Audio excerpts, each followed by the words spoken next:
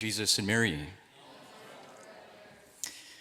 Today's most important solemnity of the Immaculate Conception, when we celebrate the one who is full of grace.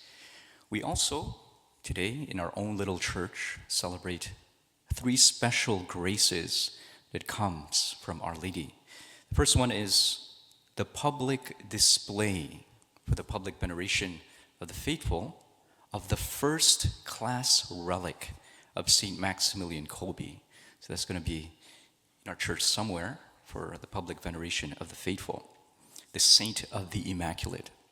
Secondly, we will have the investiture of one of our vocational candidates who will be invested in the miraculous medal, which was originally known as the Medal of the Immaculate Conception, which will formally mark the beginning of his formation in religious life.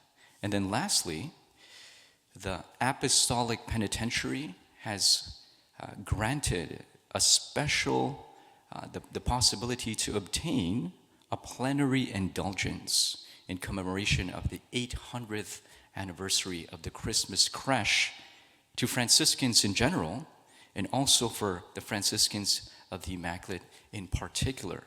So this is offered to all the faithful who visit a Franciscan church, right here, and pause and pray before the nativity scene, right?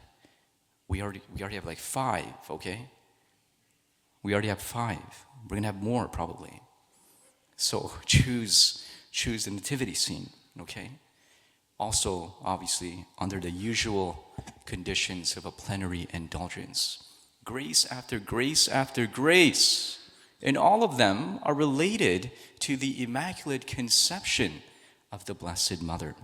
St. Maximilian is dubbed as the Saint of the Immaculate, because for St. Maximilian, the truth behind the truth of the Immaculate Conception lies a great mystery. It is not only the fact that Our Lady was preserved from the very first moment of her conception from original sin in view of the merits of Christ. Yes, this is true.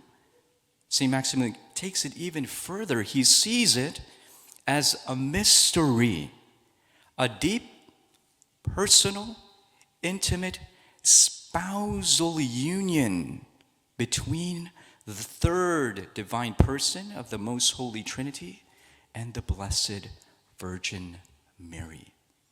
He says that the title of spouse of the Holy Spirit is true, but it is too weak to express the ineffable reality of this spousal union. He uses the strongest possible human expression. He says that this union is a quasi-incarnation of the Holy Spirit. Whoa! Let me repeat that again. It is a quasi-incarnation of the Holy Spirit. All those words are essential. Quasi-incarnation of the Holy Spirit. In the mystery of the incarnation of the Word, there are 2 natures, human and divine, but one divine person of the Word. In the mystery of the Immaculate Conception, there are 2 persons, the human, Our Lady, and the divine person of the Most Holy Trinity. 2 natures, human and divine, but such a deep spousal union that they have but one life. This is an absolute mystery. And the strongest possible human expression is quasi-incarnation of the Holy Spirit. It is not possible to go further without falling into heresy. Okay? This is the most that you can say. And yet, it's still a mystery to meditate and to contemplate. What does this mean? It means that the Holy Spirit never, ever, ever acts without his spouse. This is why she is the mediatrix of all graces. And this truth is expressed in the miraculous medal.